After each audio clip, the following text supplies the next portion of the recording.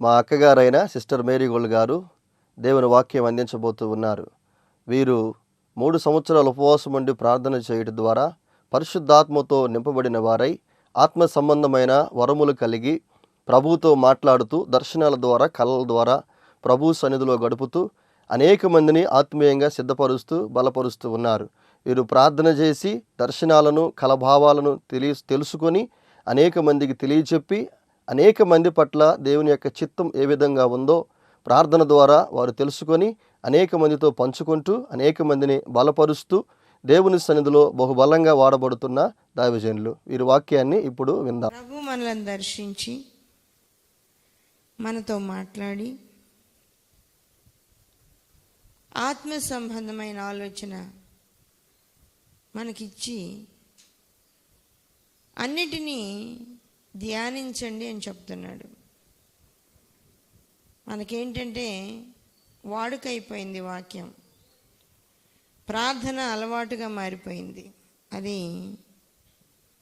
ప్రత్యేకమైన అనుభవములాగా దేవుణ్ణి హత్తుకునే జీవించేలాగా ఆత్మ సంబంధంగా ఉన్నతంగా ఆయనలో కొనసాగేటట్లుగా లేదు. అందుకనే ప్రభు ఈ లోకంలోనికి రావాల్సి వచ్చింది. అంతకుముందు ప్రవక్తలు ఉన్నారు, వాళ్ళతో దేవుడు మాట్లాడేవాడు, దేవునితో మాట్లాడే అనుభవం కలిగి ఉన్నారు వాళ్ళు ప్రవక్తలు. ప్రతి ప్రవక్త కూడా, మోషే అయితే దేవునితో చాలా దగ్గర సంబంధం కలిగి ఉన్నాడు. అహరోను దేవునితో మాట్లాడేవాడుగా, దావీదు దేవునితో మాట్లాడేవాడుగా, రాజుల కాలంలో కొంతమంది ప్రవక్తలు దేవునితో మాట్లాడేవాళ్ళుగా, న్యాయాధిపతులందరూ దేవుని స్వరం వినేవాళ్ళుగా దేవునితో మాట్లాడే వాళ్ళు ఉన్నారు. సమూయేలు ప్రవక్త ప్రతి విషయాన్ని దేవుణ్ణి అడిగి ప్రభు మాట ప్రకారంగా చేస్తూ ఉండేవాడు. అయితే ఆ ప్రవక్తలు దేవునితో మాట్లాడే వాళ్ళైనా దేవునికి మనుషులకి మధ్యలో సమాచారం అందించే వాళ్ళైనా కూడా అలాంటి అనుభవం కలిగి ఉన్నా కూడా ఆత్మ సంబంధమైన రక్షణ వాళ్ళు ఇవ్వలేకపోయారు. ఆత్మ సంబంధమైన రక్షణ, శరీర సంబంధంగా ఆశీర్వాదాలు పొందుకోగలిగారు, కానీ వాళ్ళ ఆత్మని దేవునికి కనెక్ట్ చేయడం అనేది వాళ్ళకి రాదు. కొన్ని విషయాలు ప్రభు మాట్లాడేవాడు. సమూయేలుతో కొన్ని మాట్లాడాడు. సౌలుని రాజుగా అభిషేకించమన్నాడు, దావీదుని రాజుగా అభిషేకించమన్నాడు. ఏలియా దేవునితో మాట్లాడేవాడుగా, ఎలీషా ప్రవక్త దేవునితో మాట్లాడేవాడుగా ఉన్నాడు. ఎలీషా ప్రవక్త అయితే ఇంకొంచెం ఎక్కువ అనుభవం కలిగిన వాడుగా దేవునితో. శత్రురాజులు ఏమనుకుంటున్నారు, వాళ్ళు ఎప్పుడు యుద్ధానికి రాబోతున్నారు, వాళ్ళ ద్వారా వచ్చే ప్రాబ్లమ్స్ ఎలా ఎదుర్కోవాలి అనేది అడిగి చెప్తూ ఉంటే, సిరియా రాజు అంట, మనలో ఎవడో ఉన్నాడురా, వాళ్ళకి సమాచారం ఇచ్చేవాడు. ఇశ్రాయేలీలకి నేను ఎక్కడో లోపల బెడ్రూమ్లో కూర్చొని అక్కడ మాట్లాడిన విషయాలు వాళ్ళకి ఎట్లా చేరుతున్నాయి. ఎవరో ఉన్నారు సాడీలు చెప్పేవాళ్ళు ఉంటారు. చాలామందికి ఇదే అపోహ ఉంటుంది. అపోహ అంటారు, మా గురించి ఎవరో చెప్పారు, చెప్పకపోతే ఎట్లా తెలుస్తుందని. దేవుడు చెప్తాడు కదా. అందుకే ఆ సిరియా సైన్యంలో ఉన్న ఒక వ్యక్తి అన్నాడు, అయ్యా ఎవరు చెప్పాల్సిన అవసరం లేదు, అక్కడ ఒక ప్రవక్త ఉన్నాడు, ఆయనకి దేవుడు చెప్తుంటాడు, రహస్యంగా మీరు గదిలో కూర్చొని మాట్లాడినా కూడా ఆ విషయాలు దేవుడు చెప్తాడు ఆ ప్రవక్తకి. అందువల్ల వాళ్ళ జనుల్ని ఆయన అలర్ట్ చేసుకుని ఆ శోధన నుంచి, ఆ యుద్ధానికి వెళ్లకుండా బాధ నుంచి తప్పించుకుంటున్నాడు అని చెప్పాడు. వాస్తవమే అది. దేవుని సన్నిధిలో అలాంటి రక్షణ వాళ్ళకి ఆ రోజు ఉంది. శత్రువులు రాకుండా తప్పించుకునేదానికి, అలాంటి శోధన నుంచి జయించుకోవడానికి, ఆరోగ్యాన్ని పొందడానికి, నెమ్మదిని పొందడానికి, ఆహారము పొందడానికి అన్ని విధాలుగా ఆశీర్వాదం ఉంది ఆ రోజుల్లో. ఆత్మకు రక్షణ అనేది ఆ రోజుల్లో లేదు. ఆత్మ సంబంధమైన అనుభవం కూడా వాళ్ళకి తెలియదు. ఆ రోజుల్లో అది లేదు. దేవుడు వాళ్ళకి నేర్పించలేదు అప్పుడు. ఆ తర్వాత కుమారుడైన క్రీస్తు వచ్చిన తర్వాత ఆ అనుభవాలు మనకు తెలుస్తూ ఉన్నాయి. అందరూ ప్రవక్తలు మాట్లాడుతూ ఉన్నారు. ఏ విషయమైనా మనిషి యొక్క స్వభావాన్ని దేవుడు చెప్పేవాడు.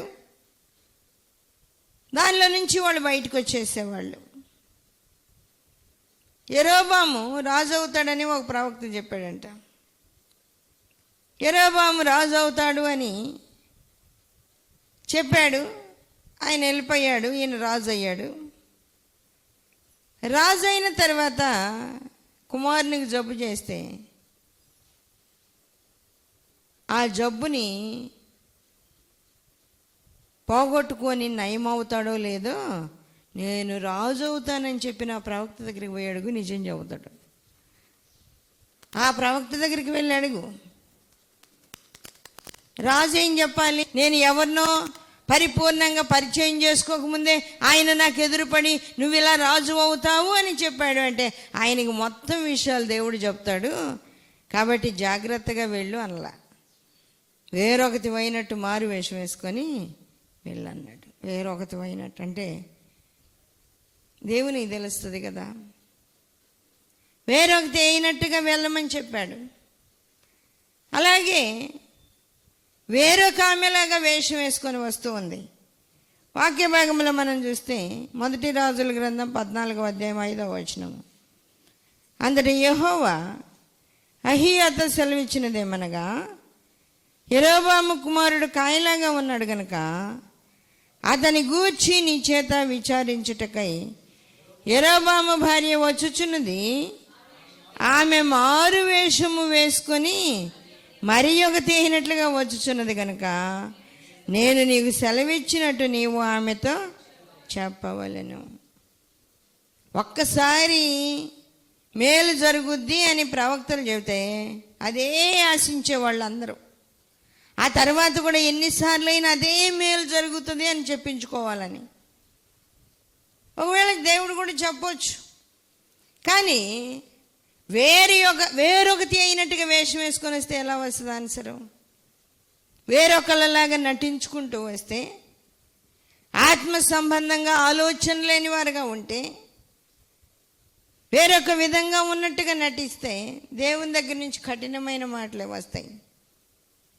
ఒకవేళ మంచిగా వచ్చుంటే, నేను యెరోబాము రాజు భార్యనయ్యా, ఆ రోజు నా భర్తకి రాజు అవుతామని చెప్పావు, అలాగే రాజు అయ్యాడు. ఇదిగో ఈరోజు నా కుమారుడు భయంకరమైన వ్యాధితో బాధపడుతున్నాడు, ఆ బిడ్డను కూడా బాగయ్యేటట్టు దేవుణ్ణి అడుగయ్యా అంటే బాగయ్యేవాడేమో, దాదాపుగా బాగయ్యేవాడు. కానీ వేరొకటి అయినట్టుగా మారు వేషం వేసుకొని వస్తే ప్రభు చెప్తూ ఉన్నాడు. 6వ వచనం చూద్దాం. అంతలో అహీయా ద్వారము లోపలి వచ్చిన ఆమె కాలి చప్పుడు విని ఆమెతో ఇట్లా, యెరోబాము భార్య లోపలికి రమ్ము, నీవు వేషము వేసుకొని వచ్చుట ఎలా? కఠినమైన మాటలు నీకు చెప్పవాలని నాకు ఆజ్ఞయాయేను. మళ్ళీ గొప్పతనం తగ్గకూడదు. రాజు భార్య ఏంది ప్రవక్త దగ్గరికి పోతుంది ఏంది? అంత గొప్ప రాజు భార్య ఏంటి? ప్రార్థన చేయించుకోవడానికి వెళ్ళడం ఏంటి? వెళ్ళలేరన్నమాట. ఆ విధంగా కనబడడం వాళ్ళకి చిన్నతనంగా ఉంటుంది. అందువల్ల వేరొకటిలాగా వచ్చినప్పుడు ప్రవక్తకు ప్రభు చెప్తున్నాడు, ఇలా అడుగు నువ్వు. ఆమె రాగానే ఆమె కాలి చప్పుడు వినగానే అడుగు నువ్వు. యెరోబాము భార్య, లోపలికి రా, నువ్వు మారు వేషం వేసుకొని వస్తున్నావేంది, కఠినమైన మాటలు నీకు చెప్పాలని చెప్పాడు దేవుడు కఠినమైన మాటలు నీకు చెప్పమన్నాడు. వేరొక దాని పోయినట్టు వేషం వేసుకొని వస్తున్నావేంటి అన్నాడు. ఏమైపోయింది? ఇక బట్టబయలు అయిపోయింది.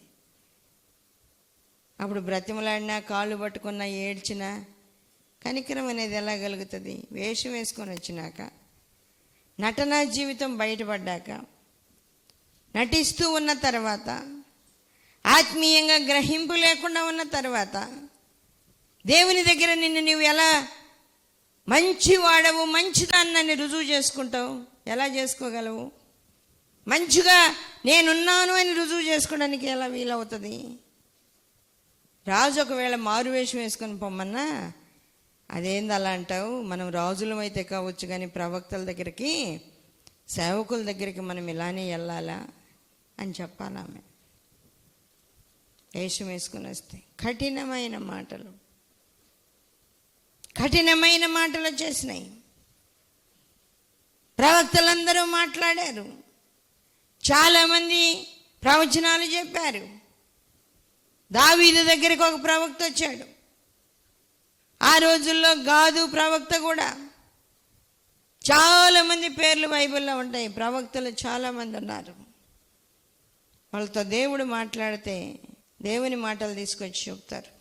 దేవుని మాటలు తీసుకుని వచ్చి గాదు అంటాడు, దేవుడు నన్ను నీ వద్దకు పంపాడు, ఆయన అడిగిన ప్రశ్నకు నేనేం జవాబు చెప్పాలో నువ్వు చెప్పు అంటాడు దావీదుని. నన్ను పంపిన వానికి నేను జవాబు ఇవ్వాలి, నన్ను పంపిన వానికి నేను ఉత్తరం ఇవ్వడానికి నువ్వు ఆన్సర్ ఇవ్వాలి. కొన్ని సందర్భాల్లో నేను కూడా అది అడుగుతా, పలాని వాళ్ళ విషయంలో ఇలా అడుగు అన్నప్పుడు ప్రభు అడిగి మళ్ళీ వాళ్ళు ఏం మాట్లాడతారో నాకు చెప్పు అంటాడు. వాళ్ళు ఏమంటున్నారో చెప్పమన్నప్పుడు వాళ్ళతో అడిగి అనే మాట అదే. నేను ప్రభువు నన్ను ఇలా అడగమన్నాడు, ఆయనకి నేను మళ్ళీ ఏం సమాధానం చెప్పాలి? ప్రభువు నన్ను అడిగిన మాటకి నేనేం జవాబు చెప్పాలో నువ్వు చెప్పు. వాళ్ళకి మాటలు రావు చాలామందికి. దేవుని సన్నిధిలో మనం చెప్పలేం. మనుషుల దగ్గర ఎలాగైనా మనల్ని ఆ విధంగా మెప్పించుకోవచ్చు, కానీ దేవుని దగ్గర ఏం చేయలేం. దేవునితో అలా ఉండడం సాధ్యం కాదు. ప్రవక్తలందరూ ఇలా వస్తూ ఉన్నప్పుడు వాళ్ళ గురించి వాక్యంలో ఏమని వ్రాయబడుతుంది? యెషయా గ్రంథము 26వ అధ్యాయము 15వ వచనము చదువుదాం. 15 నుండి. యెహోవా, నీవు జనమును వృద్ధి చేసితివి, దేశము యొక్క సరిహద్దులను విశాలపరచి నిన్ను నీవు మహిమపరుచుకొంటివి. యెహోవా, శ్రమలో వారు నిన్ను తలంచుకొనిరి, నీ శిక్ష వారి మీద పడినందున వారు విశేషముగా దీన ప్రార్థనలు చేసిరి. నీ శిక్ష వారి మీద పడినందున వారు విశేషముగా దీన ప్రార్థనలు చేసిరి. యెహోవా, ప్రసూతి కాలము సమీపింపగా గర్భవతి వేదన పడి కలిగిన వేదనల చేత మొరపెట్టినట్లు మేము నీ సన్నిధిలో ఉన్నాము. మేము గర్భము ధరించి వేదన పడితిమి, గాలిని కన్నట్టు ఉంటిమి. మేము లోకములో రక్షణ కలగజేయకపోతిమి, లోకములో నివాసులు పుట్టలేదు. చూడండి, ప్రవక్తలు చెప్తున్న మాట, ప్రవక్తలందరూ మాట్లాడుతున్న మాటలు ఇవి. యెహోవా 17వ వచనము, యెహోవా ప్రసూతి కాలము సమీపించగా గర్భవతి వేదన కలిగి వేదనల చేత మొరపెట్టినట్లు మేము నీ సన్నిధిలో ఉన్నాము. చూడండి, గర్భం ధరించారంట ప్రవక్తలందరూ. ఏం కన్నారు? మనుషుల్ని కనలా, గాలిని కన్నారు. గర్భము ధరించి గాలిని కన్నట్టున్నాం, గాలిని కనినట్టుగా. ఆ వేదన కలిగింది, ఆ ప్రార్థన వచ్చింది, కానీ బిడ్డ బయటికి రాలా, కనపడటం వల్ల బిడ్డ. ఆ శ్రమ మేము అనుభవించాం, ఎవరు రక్షించబడినట్టు మాకు కనబడలేదు. గాలిని కన్నట్టుగా ఉన్నాం మేము, గాలే. దేవుని సన్నిధిలో వాళ్ళ యొక్క ప్రయాసకు, వాళ్ళ యొక్క ప్రార్థనకు, వాళ్ళ యొక్క ఆలోచనకు, వాళ్ళ యొక్క అనుభవాలకు ఏం కనబడ్డం వల్ల రక్షణ అనేది, రక్షించబడిన మనుషులు అనేది కనబడట్ల. ఆ సమయంలో ప్రవక్తలు చెప్తూ ఉన్నారు, ప్రవక్తలు వాళ్ళని నడిపిస్తూ ఉన్నారు. ఆ నడిపింపులో వాళ్ళు వెళ్ళిపోతున్నారు. ప్రవక్తలు నడిపించినట్టుగా ఆ సమయానికి వాళ్ళు వెళ్ళిపోతున్నారు, కానీ ఆత్మ సంబంధంగా కంటిన్యూగా దేవునితో కనెక్ట్ చేయలేకపోతున్నారు. అది వాళ్ళకి రాదు. దేవునితో సంబంధం కలపడం అనేది ప్రవక్తలకు రాదు. ప్రార్థన చేయడం మాత్రం వచ్చు. ప్రయాస ఏం తగ్గడం వల్ల ప్రయాసపడుతున్నారు, ప్రార్థన చేస్తున్నారు. గర్భవతి అయిన స్త్రీ ఎలాంటి వేదన పెడుతుందో అలాంటి వేదన మాకుందంటే, ఆ ప్రవక్తలు కూడా ఎంత శ్రమ అనుభవించారో. గర్భవతి అయిన స్త్రీ ఒక బిడ్డను కంటది, ప్రసవ వేదన పడి ఒక బిడ్డను కంటది. లేదా ఒక్కొక్కళ్ళు 3 బిడ్డలను కానొచ్చు, 4 కానొచ్చు. ఆ 4 పుట్టిందాకనే శ్రమ. కానీ ప్రవక్తకి దేవుని సన్నిధిలో మొరపెట్టడం, ప్రజల యొద్దకు వెళ్ళి చెప్పడం. రాజులకు నచ్చకపోతే ఏం చేస్తారు? ప్రవక్తలను కూడా చంపి పడేసేవాళ్ళు. రాజులకు నచ్చకపోతే, ప్రవక్తలు చెప్పిన మాట నచ్చకపోతే రాజులు వాళ్ళని చంపేస్తారు. అందుకే వాళ్ళకి భయం కూడా ఉంది. యెజబెల్ అనే స్త్రీ ఏలియా ప్రవక్తని చంపేస్తానని చెప్పింది, శపథం చేసింది. నేను అతన్ని చంపకపోతే యెహోవా జీవముతోడు నాకు ఎంత కీడైనా కలుగునుగా కంటే, ఎంత కీడైనా కలుగునుగా. భయపడతా ఉన్నాడు ఏలియా. ఇంతమందిని నేను హతమార్చగలిగాను, కానీ ఇప్పుడు భయం వస్తుంది ప్రభు. నాకు ఈమె మాటలకు భయం వేస్తుంది. నాకు నా పితరుల కంటే నేను గొప్పవాణ్ణి కాదు, నన్ను నువ్వే తీసేసుకో. ఏమో చేతిలో పడినీవాక, ఏమో చేతిలో పడితే నేను అవమాన పాలైపోతాను ప్రభా, దయతో నువ్వే నన్ను తీసేసుకో ప్రభా అని బతిమలాడుతున్నాడు. ఆ పని ఉంది చెయ్యాలి అంటే చేస్తా కానీ నన్ను తీసుకో. ఇదిగో అలా ఆయన్ని పోయి అభిషేకించంటే అభిషేకిస్తా కానీ నన్ను తీసుకో. ఏలియా యొక్క మాట అంతా అలాగే ఉంది. ఇది అయ్యేది కాదులే, ఇంత భయం కలిగిన ఏలియా ఇంకా కష్టమే అని చెప్పి దేవుడు ఏం చేశాడు? ఎలీషా ప్రవక్తని అభిషేకించమని చెప్పి ఎలీషాని ప్రవక్తగా అభిషేకించి, నువ్వు చావంటే భయపడుతున్నావు కదా, కొత్త అనుభవం ఇస్తానని ఇచ్చాడు అనమాట ఏలియాకి. క్రొత్త అనుభవం. నిన్నెవరు చంపకుండా, నువ్వు చావకుండా పలాని ప్లేస్కి రా, పైకి తీసుకుని వెళ్ళిపోతా. ఏలియా ఆరోహణమై వెళ్ళిపోయాడు. దావీదుని అభిషేకించమని సమూయేలుకు చెప్తే, దావీదుని అభిషేకించడానికి వెళ్ళడానికి, అక్కడికి వెళ్ళడానికి నేను బయలుదేరితే, అది సౌలుకు తెలిస్తే సౌలు నన్ను చంపుతాడు కదా అంటాడు. సౌలు నన్ను చంపుతాడు కదా. నేను రాజుగా ఉండంగా, నా కుమారుడైన యోనాతాను ఉండంగా, ఒకవేళ నేను చనిపోతే నా కుమారుడైన యోనాతానుని రాజుగా చేయనివ్వకుండా నువ్వు రాజుగా అభిషేకించింది ఎవరిని? ఎక్కడికి వెళ్తున్నావని అలా అంటాడు కదా, ఆ విధంగా మాట్లాడతాడు కదా. కాబట్టి నేను వెళ్ళలేను అంటాడు. ప్రభువే ఇన్ని సలహాలు ఇచ్చి పంపాలా. ఒకవేళ సౌలు అడిగితే నేను అక్కడ బలర్పించడానికి పోతున్నానని చెప్పులే, పర్వాలేదులే పదా, నేను అక్కడ బలర్పించడానికి పోతున్నా, ఎస్ఐ ఇంటిలో యేసయ్యని కూడా బలికి పిలుస్తూ ఉన్నా, దేవునికి బలి అర్పించడానికి వెళ్తున్నానని చెప్పు, ఇంకెవరు మాట్లాడరు. అలాగే చెప్పాడు, అలాగే వెళ్ళాడు. ఆ సమయంలో దావీదుని అభిషేకించాడు, రాజుగా దావీదుని అభిషేకించాడు. దేవుని సన్నిధిలో మనం ఆలోచన చేయాలి, మనం ఎలా ఉంటున్నాం. ప్రవక్తలు దేవునితో కనెక్ట్ చేయలేకపోయారు కాబట్టి వాళ్ళు అలా ఉన్నారు. ఈ రోజుల్లో మనం ఎలా ఉంటున్నాం, మన ఆత్మీయ అనుభవం ఎలా ఉంది, మనం ఎలా ఉన్నాం, మన ఆత్మీయ అనుభవం ఎలా ఉంది. ఆత్మ సంబంధమైన ఆలోచన గ్రహింపు మనకుందా? ఆలోచించాలి, ఆలోచన చేయాలి. ప్రవక్తలు అంటూ ఉన్నారు 17వ వచనంలో, యెహోవా ప్రసూతి కాలము సమీపించగా గర్భవతి వేదన పడి కలిగిన వేదనల చేత మొరపెట్టినట్లు మేము నీ సన్నిధిలో ఉన్నాము. మేము గర్భము ధరించి వేదన పడితేమి, గాలిని కన్నట్టు ఉంటిమి. మేము లోకములో రక్షణ కలగజేయలేకపోతేమి, లోకములో నివాసులు పుట్టలేదు. రక్షణ కలగజేయలేకపోయాం.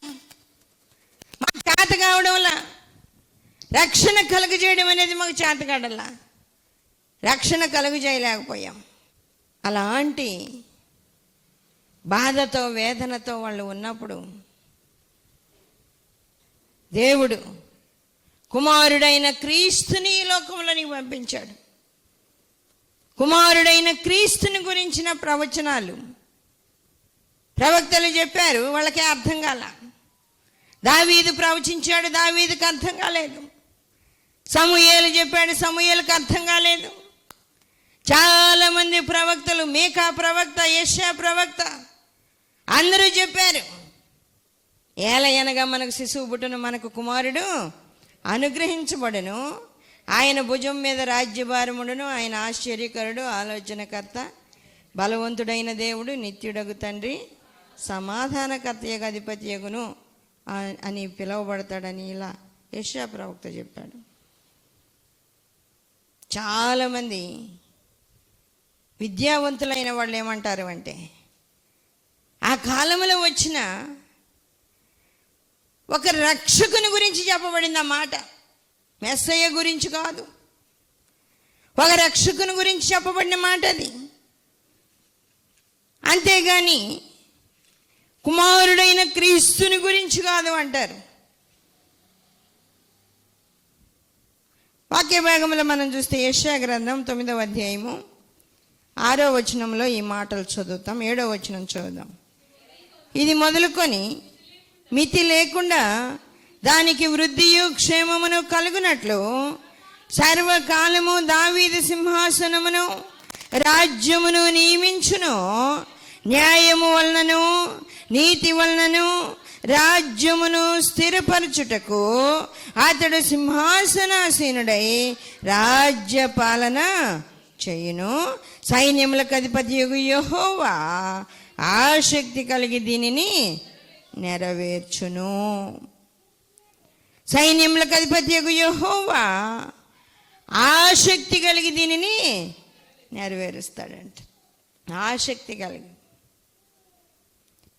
కుమారుడైన క్రీస్తుని పంపడానికి ప్రవచనం చెప్పాడు. ఒక్కొక్క అనుభవము, చాలా విషయాలు ప్రభు చెప్తూ ఉన్నాడు. ప్రతి ప్రవక్తకి ప్రభు మాట్లాడాడు, చెప్పాడు, వాళ్ళు ప్రవచించారు. అది ఒక వాళ్ళ మనసులో అది స్థిరంగా ప్రభు గురించి అనుకుని తేల్చడానికి వీలైనట్టుగా ఉంది వాళ్ళకి, ప్రభు గురించి అని. దావీదు సంతానం అంటే దావీదు సంతానం గురించి, సొలొమోనే ముఖ్యుడు అనుకున్నారు. కుమారుడైన క్రీస్తు దావీదు వంశములో పుట్టబోతున్నాడు అనేది కాదు వాళ్ళు అనుకుంది. తర్వాత అర్థమైంది, ప్రవచనాలు చెప్పిన వాళ్ళందరి ప్రవచనాలు నెరవేరక ముందే వాళ్ళు చనిపోయారు. వాళ్ళకి అర్థం కాల, నెరవేరక ముందే చనిపోయారు.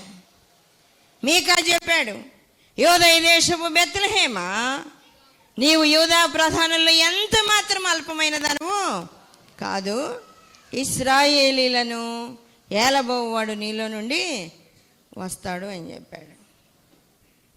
వచ్చేదాకా ఆయన లేడు, ప్రవక్తలందరూ లేరు, వాళ్ళకి అర్థమైనట్లుగా చెప్పగలిగారు, అయిపోయింది.